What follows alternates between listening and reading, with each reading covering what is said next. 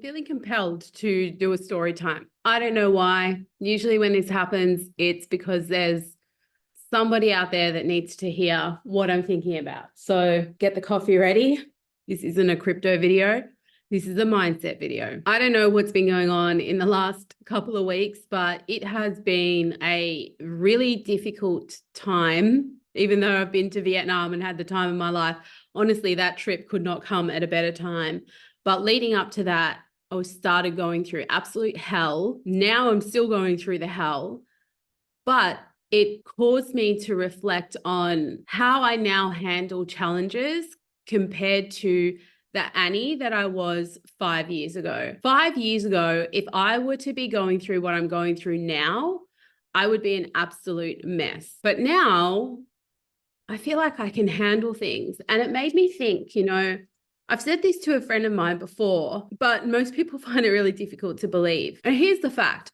Most entrepreneurs have lost everything at one point in their lives. Like, if you see a truly successful entrepreneur, there's probably been a time where they've tried another business or they've done something in their current business. They've reached the brink of bankruptcy before they reach success. And that happened to me. And now that I look back on it, I realized like that actually was the best thing that ever could have happened to me.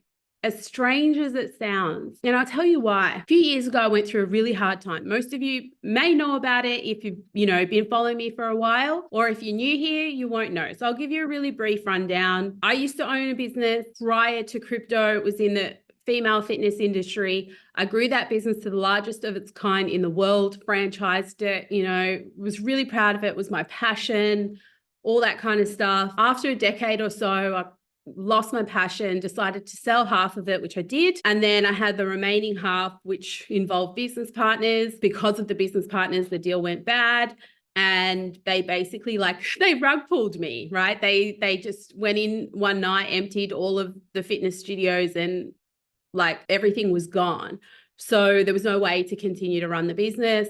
The brand was severely damaged and I had to shut up shop basically. I went from income one day to no income anymore.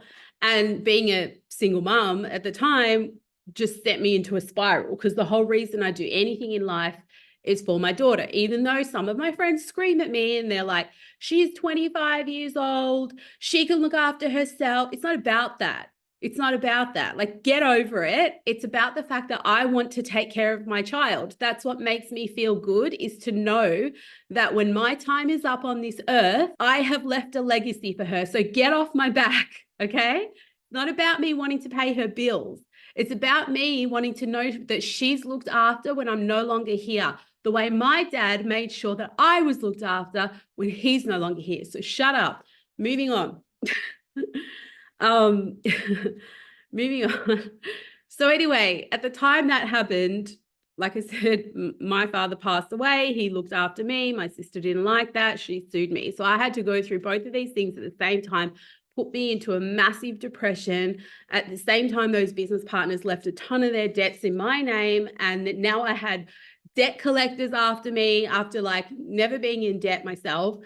I had debt collectors after me for other people's debts. Those people filed for bankruptcy so that I couldn't chase them for debt. So their debts got passed on to me. I got chased for them. Then I had my sister trying to sue me all at the same time. And I have two friends that are psychologists and one friend that is a mindset coach. And every single one of them were like, most people wouldn't be able to handle going through what you're going through right now. I don't know how you do it. That's a psychologist's words. I don't know how you do it, right? But anyway, the point being, at that time, I started to really look into how debt works, how money works, how debt works, the whole scam system that we get scammed into, believing that this is the way to create wealth and blah, blah, blah. And I came across a lawyer that was on social media, an Australian woman. Her name's Dominique. I'll probably say her surname wrong, but it's Dominique 𝗟𝗶𝗿, I think, or at least in the spelling, it looks that way. And I started watching everything of her on YouTube. She used to also speak live.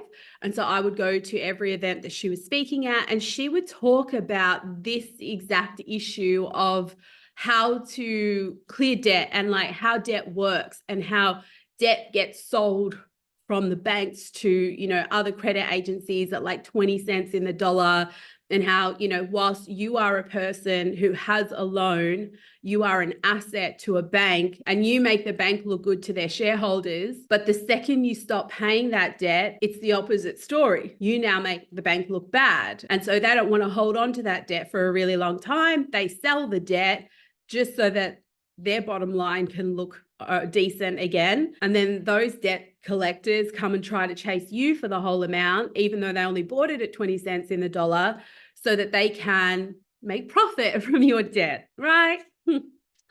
What a great world we live in. So anyway, I learned all of these things. And then I learned about how, you know, through Dominic, I learned about how you can use that system, but it takes an extreme amount of courage to do it. And the moral of the story was this: in order to be able to use the system or play the system at its own game, I remember these words from her very clearly. She said, they can't draw blood from a stone, right? So what that essentially means is if you're smart enough in your life to build assets that are not in your name, then you can be a person who controls everything but owns nothing, and that makes you the stone, right? So people can only come after you personally in a contract that is between you and them, right? So then if you on paper are worth nothing, then people don't bother with you because it's going to cost them to chase you for the not being able to get anything out of you. And that is exactly what happened with my business partners. They filed for bankruptcy.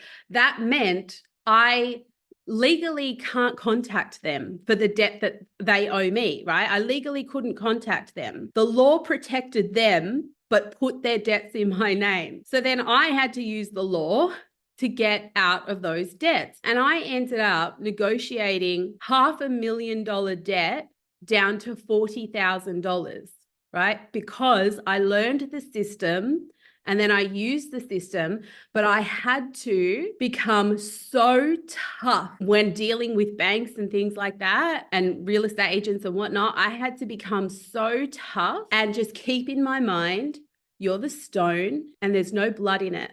That's it. As sad as that sounds, because it means I'm worth nothing, right? And you get looked down upon when you're worth nothing in this world. But it's the most powerful place to be, right? Because if no one can get anything from me, then the emotions are gone. So when I think about that time now, obviously I'm not in the same situation. I do have businesses that, you know, my name are connected to and whatever. And my situation is my situation is not bad. Basically, what I've been going through is my business bank shut down my account, just shut it down. So I went to like log in. They didn't tell me or anything. I went to log in and it just said, we've deactivated your account. All the money from my business just don't know where it is, just gone. And I like lodged an appeal and they said, we'll reply in 20 days. 20 days.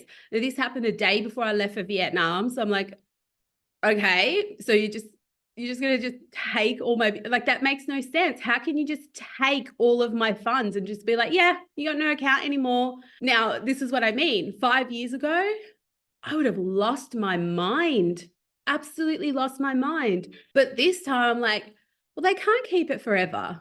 You know, you literally can't keep it forever. Like, and I'm not the only person that this bank has done it to recently. So like, if word gets out, it's going to be very, very bad for that bank. So a word to the wise, be careful who you bank with. Make sure you make a wise decision about who you bank with, because yeah, I'm sure that it's illegal to just shut down someone's account and just not even give them a reason and just keep their money. Like, that really can't be the wisest decision that this bank has ever made. So yeah, I am sitting here waiting for a hopefully wise response on that.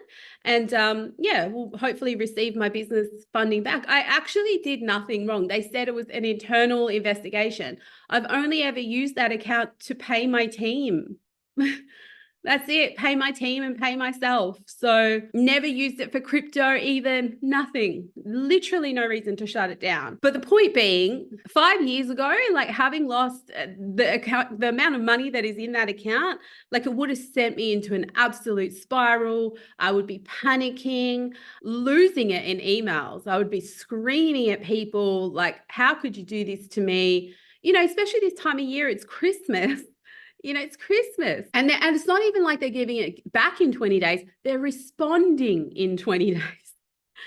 So it's probably going to drag out a lot longer than that, but it's absolutely ridiculous. Anyway, I was sitting here reflecting on how I'm handling it this time, you know, compared to the last time when I woke up and all my income was gone. And, you know, I'm really quite proud of myself because I now just know I'm going to be okay. Like I've been through worse than this.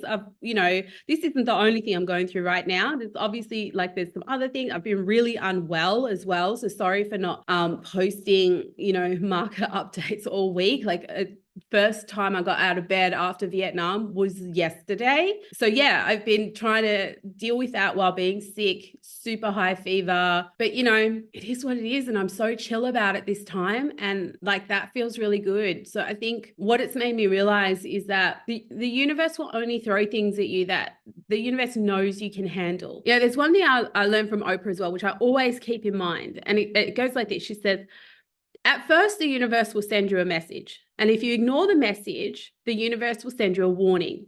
And if you ignore the warning, the universe will send you chaos, tragedy, you know, something massive, a tornado. And so I think about that all the time. And when things get really, really difficult for me, I realize I'm in the tornado. What was the message that I ignored?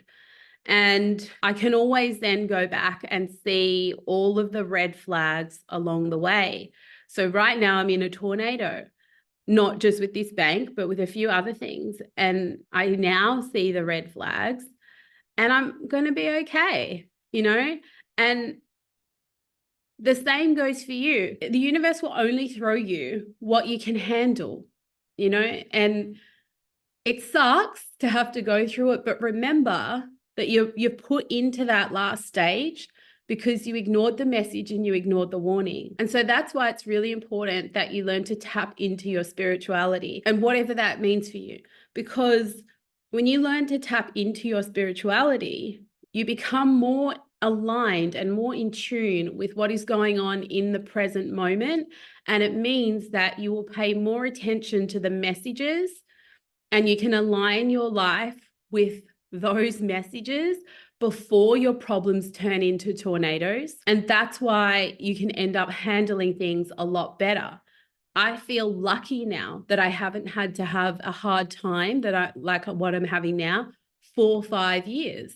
You know, since I went through everything with my sister and my old business partners, I have had a really cruisy, happy life. Why? Because as soon as I see a message, I thank the angels. I recognize it and I thank the angels, and then I just don't do it. A lot of people say to me, you know, when they talk about the success of TTC, they ask me like, if this was a plan and blah, blah, blah. But you know what? This business, Trade, Travel, Chill, I run this business so much differently to the way I ran my first business, like completely opposite, in fact, where the first business, I did everything the way you're supposed to, right? So I went to business school, I studied, I learned how to build a business plan, and I did projections and 10-year forecast. And, you know, my business plan was like 60 pages and just everything how you're supposed to do it. And this business has been completely divinely led. Like I don't have a business plan. I don't have a 10-year forecast. If I had to write a business plan, it would be one sentence. And that one sentence would say, help make other people rich. That's my business plan. I don't need anything else, you know?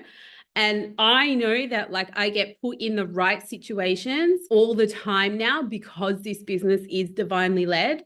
And in any other situation that is forced, that was the message. If the situation has been forced, I've had to beg for things, or, you know, other people have had to beg for people to pay attention to me or things like that, then that was the message, that was the wrong path. So I think, as weird as it sounds, there is no more powerful a human than one that has lost everything at some point in their life and still stood on their own 2 feet the next day and kept going. So I don't know if you needed to hear that, but just know that there is power in hitting rock bottom, because the only way is up from there. That's it. That's my message. Let me know in the comments down below if you were the person that needed this message today. See you on the next one.